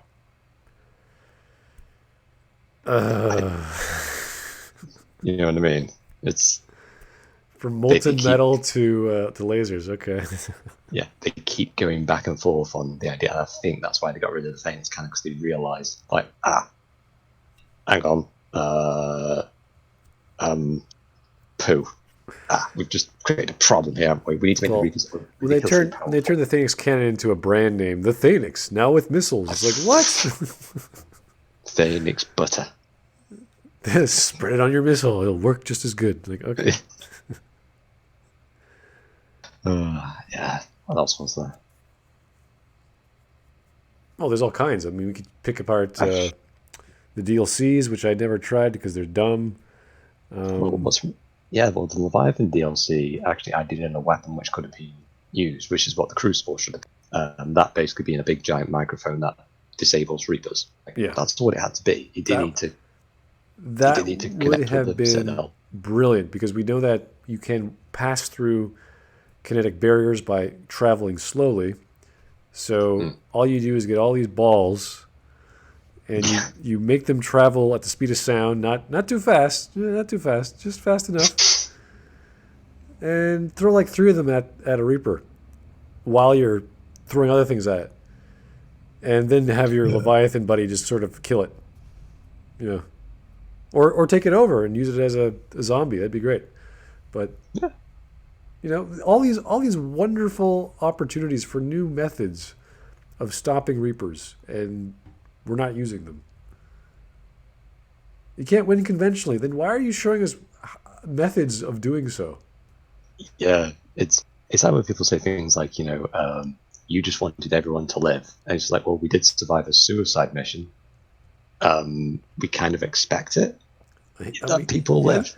It's a war. I know we're probably not going to, but we've been doing it so far, and you're showing us methods where we keep winning. It's like, why wouldn't we win? Like we have the nemesis of the Reapers, just itching to kill those things, and they come out finally. We convince them to come out, and the story ends. You're like, what? That's ridiculous. It's like, we've discovered the ancient Sith who want to kill all the Jedi, and they're gone again. They just left. Where'd they go? Hi. Well, we're just over here, lads. Hi guys. We will get our revenge, just not right this minute or tomorrow. Maybe not next year. Maybe 10 years. We'll be back. But we'll get you. We'll come and get you. Thanks storyline. Bravo. I just like the idea of the Leviathans creating the catalyst. It's like, right, the people that we are controlling are somehow making synthetics that kill each other, rather than just simply telling our thralls to not build robots. We will build our own robots that will do these things for us. It's such a complicated procedure. You have to make this gigantic AI to oversee everything. They are that lazy. They are so lazy and so full of themselves. Like, you know what? We could automate this, and it's just automated. Okay. Who's the automator? We forgot. I think it was Bob. But where's Bob? I don't know. I think he died. Oh, Bob died. Oh, that's too bad. Hey, Jeff, go do the thing that Bob was going to do. What was he doing? I can't remember. Is it about automate? Automan? Yeah, Automan. I think he was automanning everything. Okay, I like Automans. We'll just put our feet up here, and this is the grand strategy of these Leviathan gods of the galaxy. They just got so full of themselves they forgot about their procedures. Yeah, they've got to program in if if AI going to kill organics, underscore. Don't. Yeah, if killer organics don't, like, oh, just turn off permanently. It's like, no, we can't, can't do that. uh, there's actually like a line of code that they just forgot to miss. You know, it's, Yeah, oh, the if whoops. else we forgot the else clause. It's like what to do if condition is not met. I don't know. Just keep going. Just make mass. I actually had someone argue with me whether, like, no, the Leviathans made the mass relays. I'm just like, What? go forth. Yeah. I was just like, go forth. Replay Mass Effect 1, because you clearly haven't. You jumped in at Mass Effect 3. Shut up. Play the game. You will realize how bad the series Yeah, got it's not after that one. complicated to get the basic information because it's It's designed for YouTube. people. Yeah, it's designed for people to not think about it and just sort of tell you, yeah, they came from this, or this is how this happens.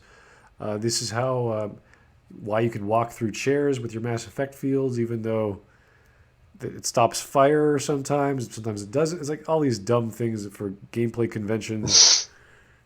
It's just silly. Like when they once they start having the flamethrower in Mass Effect 2, you're like, wait a second. That should go through shields. Yeah, it should. Why is it break? Why is it damaging shields? It doesn't make any sense. Or the nuke gun. You know the cane.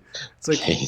it's really fast, but no, it's really not fast. I can see it. It's a projectile.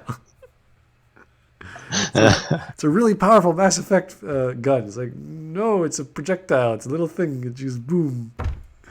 Oh, right. I forgot. I was actually replaying through Mass Effect 2 before I did 3.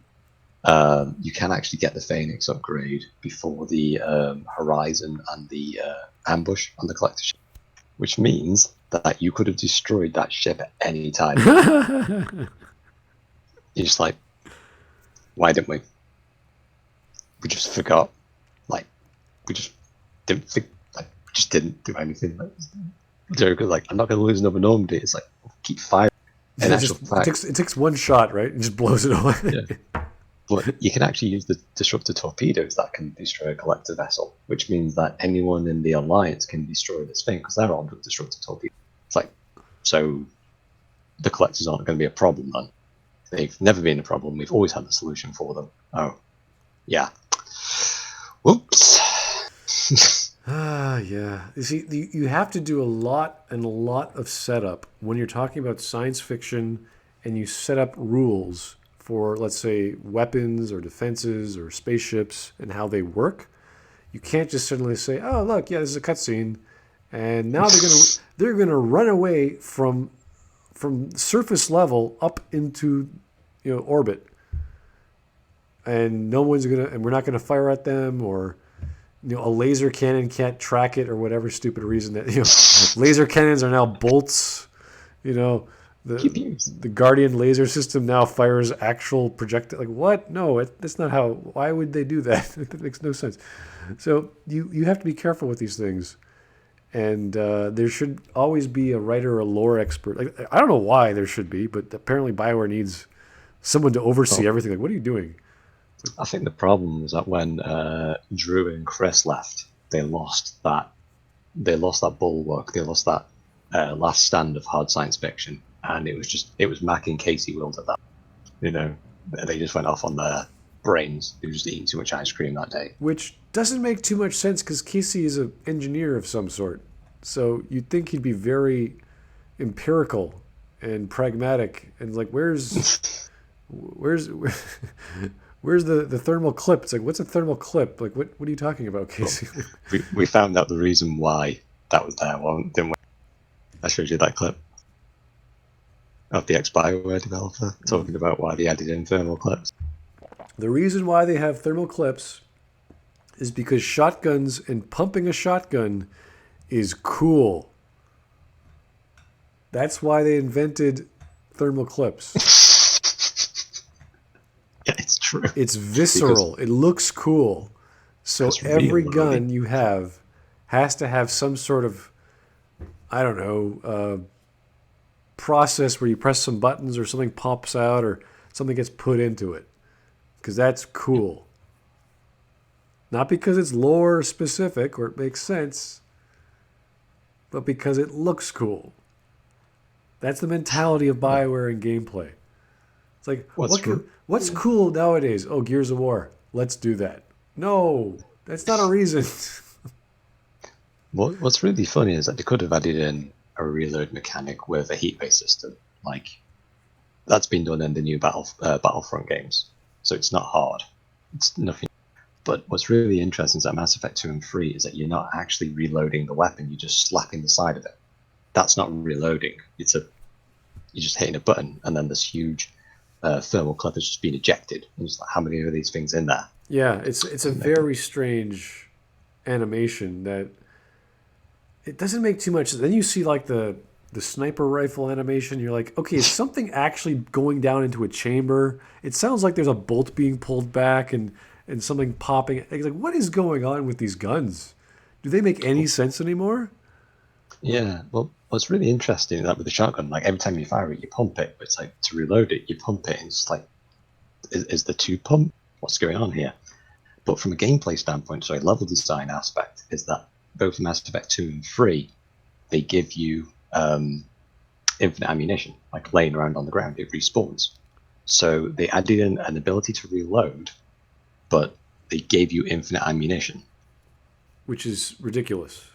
Yeah, It's it's done, it's a basically. silly thing. That's what I I mean. remember back in I think the first year on the forums when Mass Effect 2 came out, a bunch of people were drawing the idea of having a cyclic thermal clip magazine Yeah, where it's like three or four of them, like basically a chamber of a revolver. it's a revolver, yeah. It's a revolver, so instead of like using up a clip, it would just cycle through to the next one while you're waiting for that first one to cool down, and you have four left while you're on your second.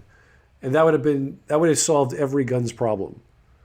You know, if they someone who designed guns goes, oh yeah, but all we need is a clip that needs to cool down, and provided you're not melting the damn thing whenever you use it, like whatever those the Krogan shotgun or whatever the hell. Why would you even design a gun to do that? You would just reload the or slight or turn the chamber. Yeah. That's it. Yep. No I need just for ammunition. Just a cooldown period. Just boom. But finally, they brought back the in Citadel DLC. They brought back the recharging gun. Same with the from ashes. You got particle the beam onto it. the beam rifle, right? So that's it's an alien technology. It's like what do you? It's Yeah. I like the way Alex Jabba also managed to survive 50,000 years, but the scientists could only survive like maybe 200 in cryostasis. Like, okay, sure, no, but no, just no.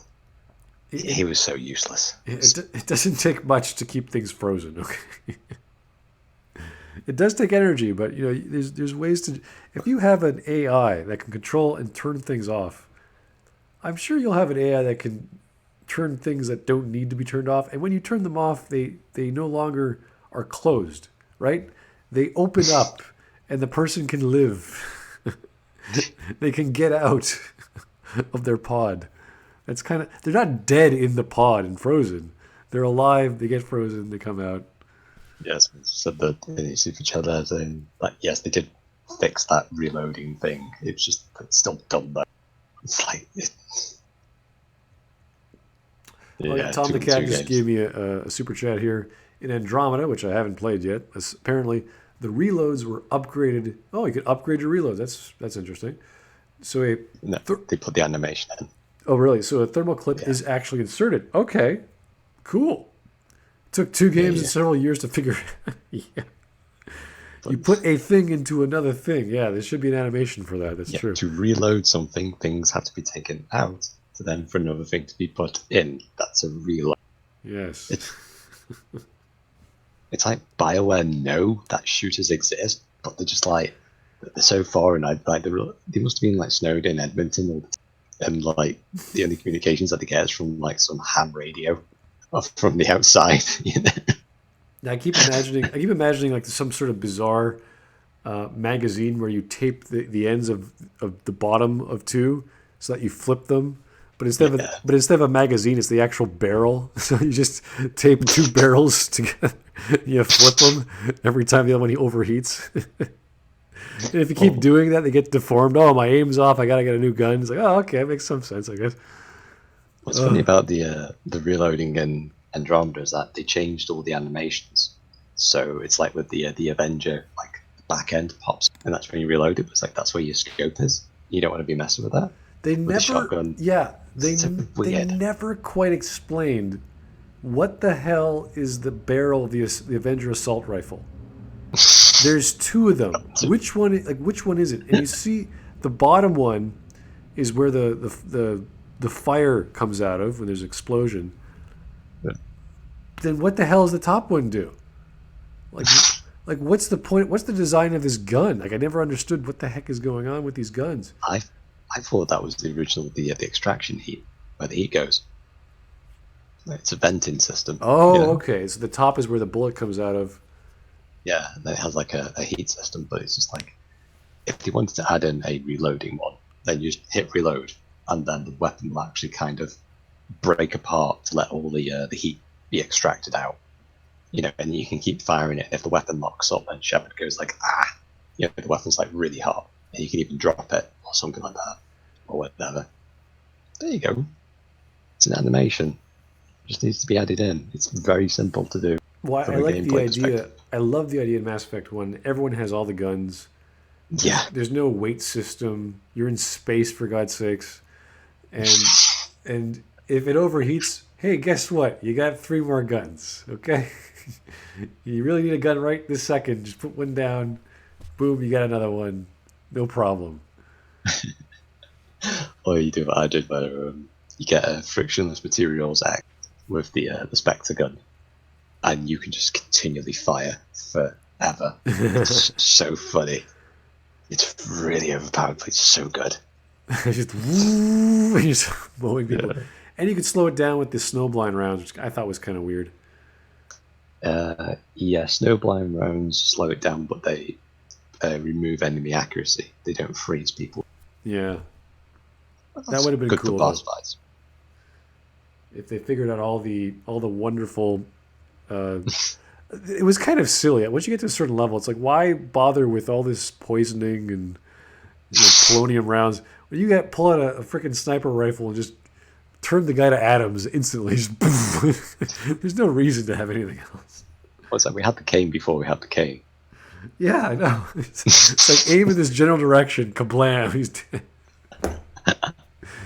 And it was so funny because when you're scaling the Presidium Tower, the gravity is all wonky, or the physics are all wonky. So when you hit someone, they just fly off. They just go flying. It's like, hey, I'm a biotic. Look at this with a gun. It's like, bang. It was so much fun. Charging Krogan is like, bang. He goes flying right past you. A fireball into the sky. Like, what? Oh, that was beautiful. I love that so much. That's end game fun. That You had was that that Dragon was so Age. much fun. Just to Yeah. get because the game got hard. Not well, I wouldn't say the game got harder. It was always hard, but you got better upgrades, and then you're like, oh wait a second, my assault rifle is now infinite. It Yeah. never needs to cool down, and my my sniper rifle is a cannon, a piece of artillery. It's like woohoo, this is great. And especially when you're against when you're against Saren and he's jumping around like a Mega Man character, you just hold that trigger, and you're just like, woo. That was to me that was fun.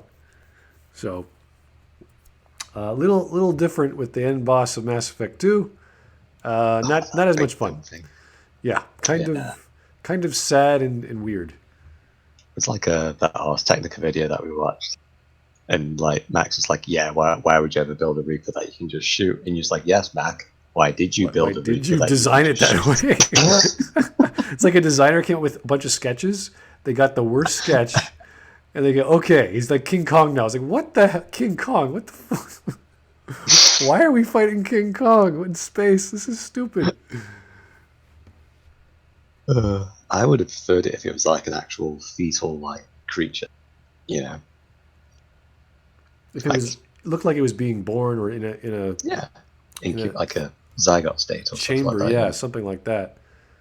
And you weren't actually trying to like, it wasn't trying to swat you like a fly, Yeah. but it was controlling the things around it. It's like, okay, yeah, it's trying to protect itself. It Yeah. makes sense.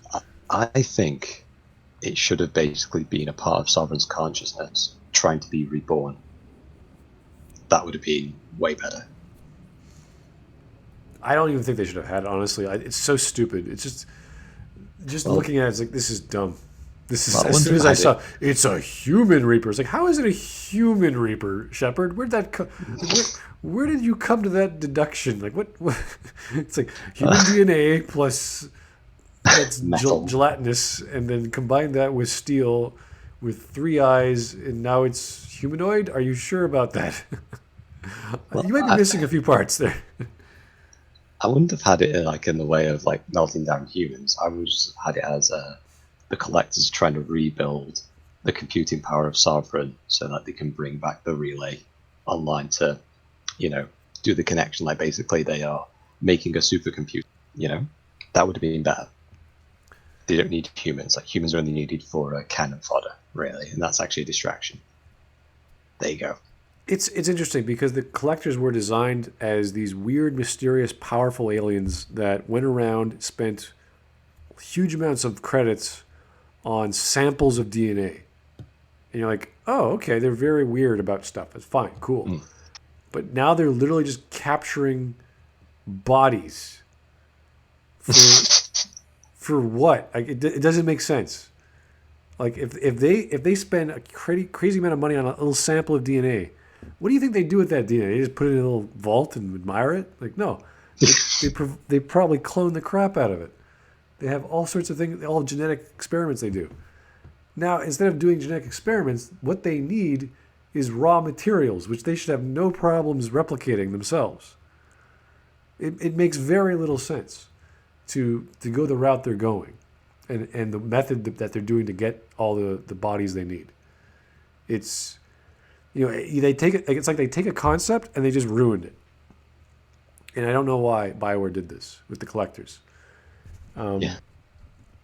Like, wouldn't it have been smarter for them to just clone all the DNA they wanted, and then it gets revealed in the third game? Like, imagine that was in the third game. They're building new life, and we have to take away all this stuff to find the best, most superior life form to make a better version of ourselves, because that's how we reproduce. And you're like, oh, okay, so you're a living organism, and this is your method of survival, essentially, even though they're immortal or whatever. Then you'd be like, oh, am I killing? Is this like the same idea that the Protheans were saying, like survival of the fittest, only on the next level?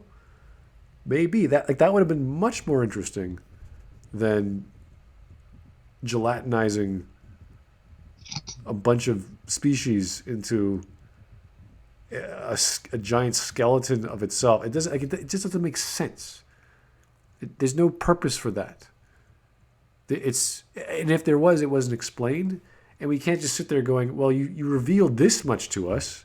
What the hell was that?" Like the same with, same with the ending. Obviously, we didn't get enough information, but you can't just give us a bite and go, "Look, this is a delicious pie. Have a piece of the crust." It's like, what's no? I want to taste it. What's in the pie? Well, here's a crumb, and it's like, no. Let's try this again. I'm coming to a pie factory. I want to try a pie. You don't let me try the sample of flour you used to make the pie. I want the pie. Give me a pie. I need to consume the pie and digest it to make sure it makes sense. And we got the most bizarre excuse, like, well, we do pies here, but they're more like hamburgers, and we call them ice cream. It's like, wait a second, that's not what I was sold on. I'm here for pie, sir. You're not pulling the wool over my eyes and saying this is all one big excuse to keep humans from killing themselves by you doing so in the process. It's the most illogical thing a computer that's billion years old can say, unless they are psychotic, crazy people or crazy computers that have malfunctioned and somehow rationalized their malfunction. And that would have made more sense. Essentially, that's what it was, because they are essentially destroyed or almost eliminated their creators. in the process of trying to preserve them, which is stupid. It's crazy. So, and for them not to realize that would have been a thing, like, a logic bomb or some sort of, like, can you look in the mirror for a second here? You see what you just said? You have become the thing you're trying to stop. Do you get that? Like, do you realize that? Like, that should have happened naturally. But because Shepard is such a genius, and he was exhausted, and, wait a second, this is crazy. Maybe I should call him out on that. So, I mean, there's so many things wrong with the ending, and we're not going to get into it, but Yeah. it's not worth looking at. But suffice to say, it is the worst ending in the history of storytelling. I've yet to see anything worse. Of course, I've yet to see The Rise of Skywalker, so I don't know how bad that ending is. But I can guarantee you it's not as bad as the ending of Mass Effect 3. So I don't even have to think about that. I've heard some rumors. It's like doesn't even come close. Okay, it's pretty. I'm sure it's horrible and stupid to every fan out there. But that's like comparing, the Andromeda series with Kevin Sorbo to like Star Trek. It's like, okay, well, yeah, this is your level of science fiction. We're over here. Okay, we started here, we fell. Star Wars has always been a sort of pop science fiction. It's been for everyone. So whatever that means to the fan, I'm not sure these days, because after The Last Jedi, I don't know what a fan of Star Wars is. But to a fan of Mass Effect, you go from the first game and you sort of fall off a cliff that gets steeper and steeper as you fall. And Mass Effect 2 was the first drop, and the third game just sort of kept accelerating. It's like a Homer Simpson going over the canyon. If you remember that episode. I think he falls a lot in The Simpsons. Yeah. Yeah. Well, he goes over, thinks he's going to make it, falls down the canyon, gets evacuated, and then falls off the canyon again. That's Mass Effect 2 and 3, and then Andromeda. We can keep going, and I'm sure we will have more. We're not finished our Mass Effect series on dialogue and choices, which are going to be our last entry, but we can go on and on tonight. Is there any other major points that really stuck out in your mind that you think that need to be commented on? I'm sure you had a few more. I just think that, well, when people talk about the ending, I'm not going to get into the ending specifically, but when people say things like, was it Razorvic? His Mass Effect 3 5 years later video annoyed me, to be fair, because he got a fair few things wrong in that. But when he said that even if they didn't have the Dark Energy plot, the ending still would have been ABC, I was just like, go forth, play Dragon Age Origins. That's how you do an ending. You have a climactic battle, or it could just be a dialogue, doesn't matter. You have a final confrontation, then you have an epilogue sequence, and that's it. Simple. That's all what they needed to do. But they didn't do that. Yeah, Dragon Age was very reminiscent of Fallout New Vegas. Series of screens, bunch of paragraphs, and shows this faction, that faction, what happened at the end. Yep. That's all what it. they need to do. That is an epilogue, guys. Mass Effect 3's epilogue was like a PowerPoint presentation with Edie talking over it, which technically is the same thing, but losing a lot in the context of how they went from A to Z, especially with the endings that you can get. So mass extinction of the galaxy, no, that didn't happen. It's like, wait, you just showed us it happened. You blew up the galaxy. Oh, no, everyone's fine. It's like, really? Huh. Yeah. People say, oh, the extended cut didn't change that much. It's like it changed the relays being explained because the catalyst said so, and they've got the audio to prove it. Don't lie. And what's really funny about that extended cut though was just it was kind of like the ship was sinking or the ship was on fire, and BioWare's only solution is to fill the ship with water. Right. That's like we need to put out this fire, so let's sink the ship, and that's what they did. Because if you were to try, this is why you can't continue on from Mass Effect 3, because in one playthrough you can have 4 species dead. You can have the Rachni dead, you can have the Krogan dead, you can have the Quarians dead, and you can have the Geth dead, all in the same playthrough. So you can't make a sequel with those all 4 dead. You just can't. So why bother? Why bother continuing it onwards? Just make a canon ending and move. Forget ME3 ever happened. Yeah, go make a game within the same universe, same Yeah. timeline. You can't possibly import all of your choices into another. That would be crazy. Yeah. Just go with whatever you think is acceptable and the most creative foundation to make your new series, and do it. Don't go to another galaxy. That's a. It's like going to Star Wars and then saying, okay, now we're going to go to another galaxy. And it's like, wait, you're already in a galaxy far, far away. Why are you going to another one? That's no longer Star Wars. It's no longer. It's like if you see the story of Revan or all these other characters, the lineage of all these books and the EU, they happen hundreds of years apart. They don't affect each other. They can, and there's references, but that's it. There's no problems. The galaxy is a very big place. You could have planets pop up anywhere and not interact with other planets. That's fine. So, yeah, no, it's the choices and what they've done creatively are very, very confusing. And we can only point to the actual development being one of the main problems, because a writer who's written something bad, all he needs is a little bit of time to correct that. So either they were pressed for making a product, and then the writing came second, or the writing was done and no one looked at it, and then the rest of the time was dedicated to development, which had a bunch of problems, and they didn't bother to go back and look at the writing. I think the problem that happens with Mass Effect a lot of the time is just that, because this was in the Kotaku article with the Andromeda thing, they spend too much time faffing around, and they're like, oh yeah, we're game developers, we need to make a game. And you're like, you've got 9 months left to complete this product. You need to get a story out now. Especially when you are cutscene intensive like Mass Effect is. It's like they should be second nature to them, but they're just still clueless. It's amazing. It truly is amazing. And apparently we're getting more, which is going to be from a long time off. I mean, I'm probably going to be 5 years later or something. Like, oh my god!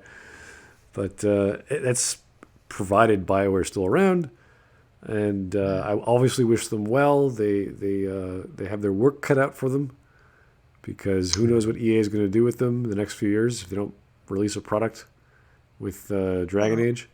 So, but that's a far ways off, and I think we've almost not really exhausted all of our time. We can go on and on about this topic because we're we going love to it. nitpick territory, which we don't really want to do. So. But it is Boxing Day. It is near the end of Christmas, so we're gonna say thank you for your time. Yeah, well, it's still a holiday. Mass Effect.